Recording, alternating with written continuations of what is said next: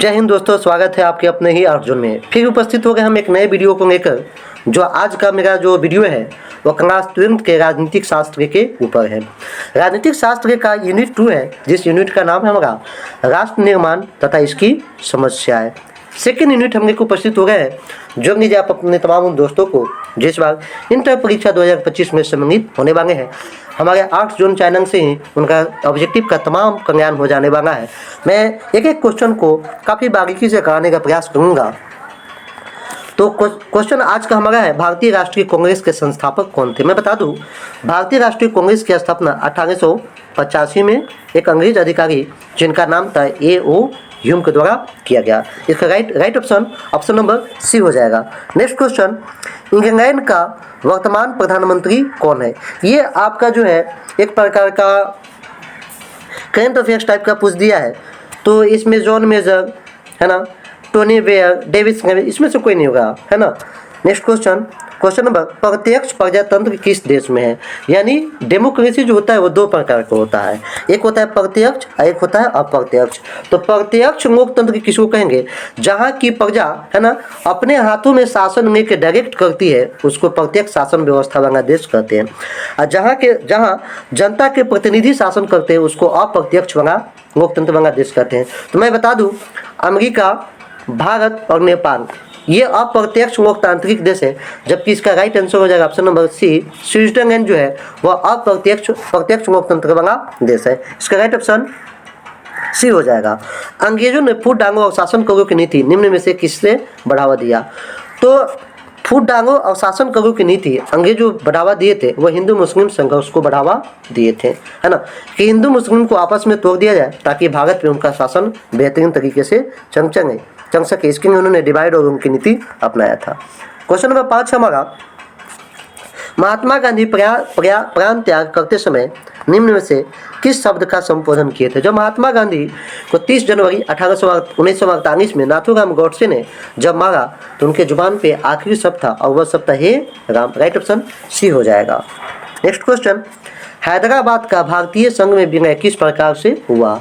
तो हैदराबाद का जो भारत में जो विलय हुआ है ना वह बलपूर्वक हुआ, ताकत के साथ हुआ। इसलिए ताकत के साथ हुआ क्योंकि हैदराबाद के जो नवाब थे है ना, वो हैदराबाद को अंग राष्ट्र की मांग कर रहे थे। तो एक भारत के महान क्रांतिकारी वीर व्यक्ति जिनका नाम सरदार वल्लभ भाई पटेल है, उन्होंने पूरी ताकत और नोक झोंक से है ना बलपूर्वक हैदराबाद को भारत में मिलाने का काम किए। राइट ऑप्शन सी हो जाएगा।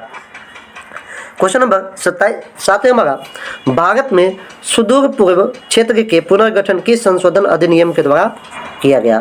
तो वह जो अधिनियम था आपका संविधान का 27वां संशोधन अधिनियम 1972, है ना। 1972 अधिनियम के तहत राइट ऑप्शन आपका ए हो जाएगा। ठीक है, ऑप्शन नंबर ए हो जाएगा। क्वेश्चन नंबर 8 पे आते हैं, द्विराष्ट्र सिद्धांत का प्रतिपादन किस दल द्वारा संबंधित है। द्विराष्ट्र सिद्धांत की अगर हम बात करें तो भारत और पाकिस्तान के बंटवारा में इसमें सबसे बड़े जो जिम्मेदार थे वो आपके मुस्लिम लीग थे, जिसकी स्थापना 1906 में, है ना, एक सेकेंड, जिसकी स्थापना 1906 में किया गया था। यही मुस्लिम लीग जो था, है ना, भारत और पाकिस्तान के बंटवारा द्विराष्ट्र सिद्धांत का प्रतिपादन किया था, भारत और पाकिस्तान का मांग कर रहा था। क्वेश्चन नंबर 9 है हमारा, और क्वेश्चन कह रहा है निम्नलिखित में से कौन भारतीय संघीय व्यवस्था की विशेषता नहीं है। तो मैं अगर भारतीय संघीय शासन व्यवस्था की विशेषता के ऊपर बात करें तो दोहरी नागरिकता ये भारतीय संविधान की विशेषता नहीं है, यही आपका राइट आंसर हो जाएगा। जबकि भारतीय संघ की विशेषता क्या है, शक्तियों का विभाजन ये हो जाएगा, स्वतंत्र न्याय व्यवस्था है, संविधान सर्वोच्च ये भी हो जाएगा। जबकि भारतीय संघीय व्यवस्था में दोहरी नागरिकता का प्रावधान नहीं है। राइट ऑप्शन इसका ये हो जाएगा। क्वेश्चन नंबर 10 हमारा, 10 नंबर क्वेश्चन कह रहा है कि भारतीय संघीय व्यवस्था में किसे अधिक शक्तियाँ प्राप्त हैं। तो मैं बता दूं कि भारत के संघीय शासन व्यवस्था में 3 सूचियों में बांटा गया है शासन को, संघ सूची, राज्य सूची और समवर्ती सूची। और शासन को 2 केंद्रों में बांटा गया है, केंद्र सरकार और राज्य सरकार, और स्थानीय स्तर पे स्थानीय सरकार। लेकिन यहाँ पे राज्यों की अपेक्षा जो ताकतवर है वो आपका केंद्र हो जाएगा। राइट ऑप्शन आपका ये हो जाएगा, है ना। राज्यों की अपेक्षा संघीय शासन व्यवस्था में केंद्र को अधिक शक्तियाँ दिए गए हैं। कि इस राज्य को भाग में विभक्त कर भारत के 29वें राज्य के रूप में तेलंगाना की स्थापना किया गया है। तो मैं बता दूं कि भारत में पहले 28 राज्य थे, लेकिन 2014 या 15 में है ना एक नए राज्य का गठन हुआ है ना, जिसका नाम पड़ा तेलंगाना, और वह राज्य आंध्र प्रदेश से अलग किया गया था। राइट ऑप्शन ए हो जाएगा। नेक्स्ट क्वेश्चन की तरफ आते हैं हम लोग, और काफ़ी कम समय में मैं आपको बेहतर से बेहतर कराने का कोशिश करूंगा। आप अपने तमाम मित्रों को, तमाम दोस्तों को भी जोड़ लीजिए। क्वेश्चन नंबर 12 हमारा, केंद्र राज्य संबंधों में प्रमुख अड़चनें क्या रही है? यानी केंद्र और राज्य के बीच है ना जो दिक्कत रहा संबंध स्थापित करने में, वह कौन कौन सा है? तो राज्यपाल की भूमिका ये भी हो जाएगा।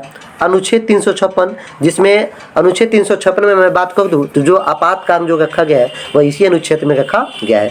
केंद्र राज्यों की केंद्र पर निर्भरता, ये भी हो जाएगा। तो इसका राइट ऑप्शन डी हो जाएगा, इनमें से सभी। नेक्स्ट क्वेश्चन, सौराष्ट्र किस राज्य का अंग है? तो सौराष्ट्र जो है आपका गुजरात में है। राइट ऑप्शन डी हो जाएगा। नेक्स्ट क्वेश्चन, संविधान के किस अनुच्छेद में केंद्र और राज्य के बीच विधायी संशोधनों का उल्लेख किया गया है?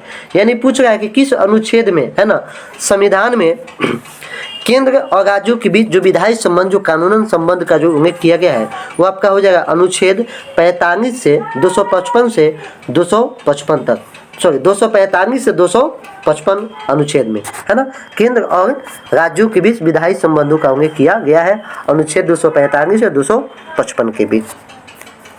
बजट का संबंध किस पक्ष के साथ है? तो मैं बता दूं, बजट का जो संबंध है वो आपके आय और व्यय दोनों पर निर्भर करते हैं।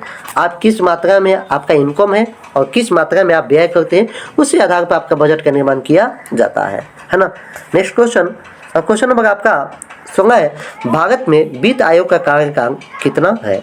तो मैं बता दूं कि भारत में वित्त आयोग का जो कार्यकाल है वो आपका 5 वर्ष का है। राइट ऑप्शन ए हो जाएगा। नवोदित राष्ट्र का सबसे पहला कार्य क्या होता है? मतलब जो जब नया नया राष्ट्र बनता है ना तो उसका सबसे पहला काम क्या होगा?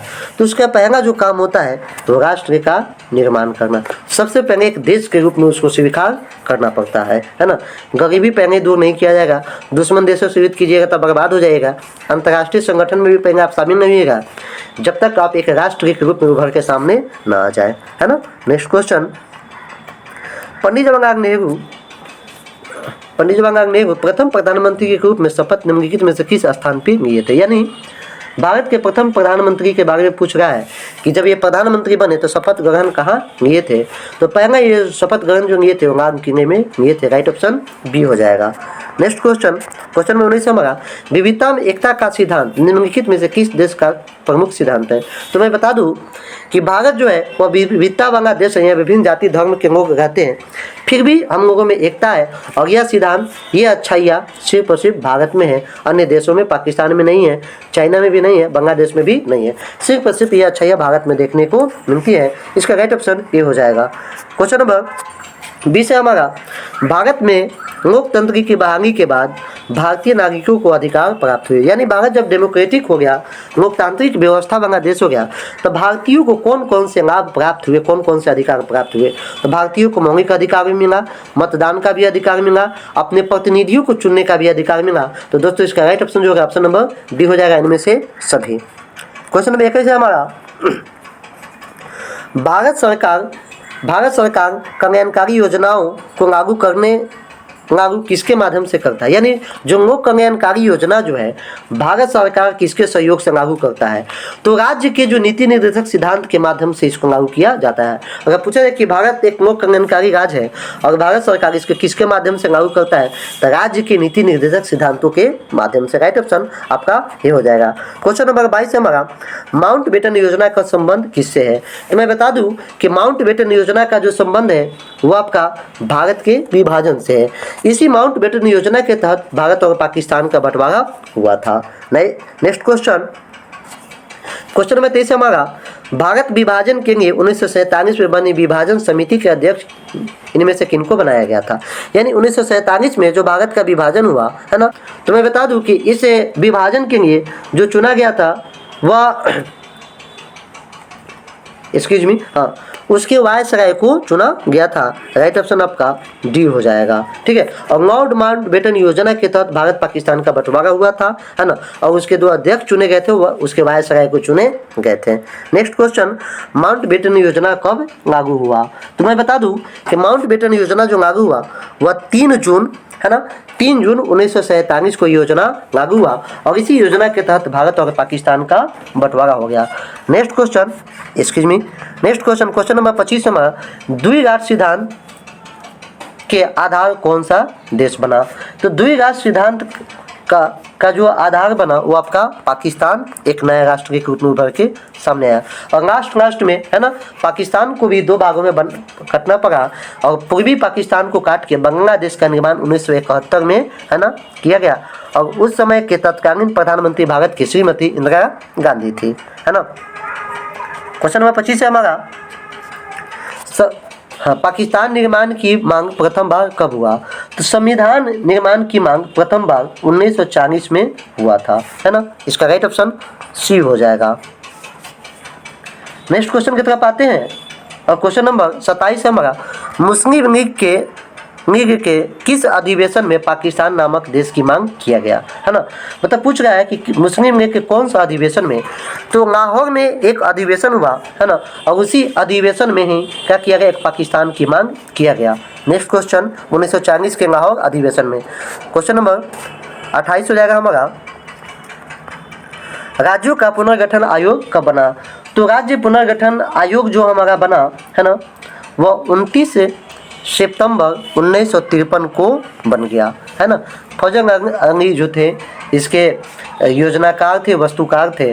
और अगर इसके लागू होने के बारे में पूछेगा तो आपको बता दूं कि 1956 में यह योजना पूर्ण रूप से लागू हुआ था, है ना। और इसके निर्माता जो थे वह फौजन अंगी थे। राइट ऑप्शन आपका सी हो जाएगा। नेक्स्ट क्वेश्चन, क्वेश्चन नंबर 29 है हमारा, राज्य पुनर्गठन आयोग के अध्यक्ष कौन थे? तो राज्य पुनर्गठन के जो उस समय अध्यक्ष बनाए गए थे वो सैयद अंगी को बनाया गया था। राइट ऑप्शन आपका ए हो जाएगा, है ना। भारतीय संसद से राज्य पुनर्गठन अधिनियम कब पारित हुआ? तो भारतीय संसद में इसको जो पारित किया गया वह 1956 में पारित किया गया और 1953 में यह बना। ठीक है, राज्य पुनर्गठन आयोग। भारतीय संविधान के अनुसार भारतीय राज्यों को कितने वर्गों में बांटा गया है? तो भारतीय संविधान के अनुसार भारतीय राज्यों को, है ना, 4 वर्गों में बांटा गया है। राइट ऑप्शन बी हो जाएगा। नेक्स्ट क्वेश्चन, क्वेश्चन नंबर 32 है हमारा, भारतीय संविधान द्वारा राज्यों की सीमाओं में परिवर्तन करने, नाम बदलने एवं नए राज्यों का निर्माण करने का अधिकार किसे प्रदान किया गया? यानी भारतीय संविधान के द्वारा जो सीमा परिवर्तन करने का, नाम बदलने का जो अधिकार दिया गया है वह अधिकार आपको संसद को दिया गया है। इसका राइट ऑप्शन डी हो जाएगा, संसद। ठीक है, संसद को दिया गया, कोई चाहे तो नाम बदल सकता है, नए राज्यों का निर्माण भी कर सकता है ना, संसद हो जाएगा। क्वेश्चन नंबर 53 हमारा, राज्य पुनर्गठन आयोग ने अपना प्रतिवेदन भारत सरकार को कब सौंपा? यानी राज्य पुनर्गठन आयोग अपना प्रतिवेदन 1955 में सौंपा और 1956 में इसको लागू कर दिया गया। 1953 में बना, 55 में प्रतिवेदन दिया और 56 में पूर्ण रूप से संसद में इसको पास कर दिया गया।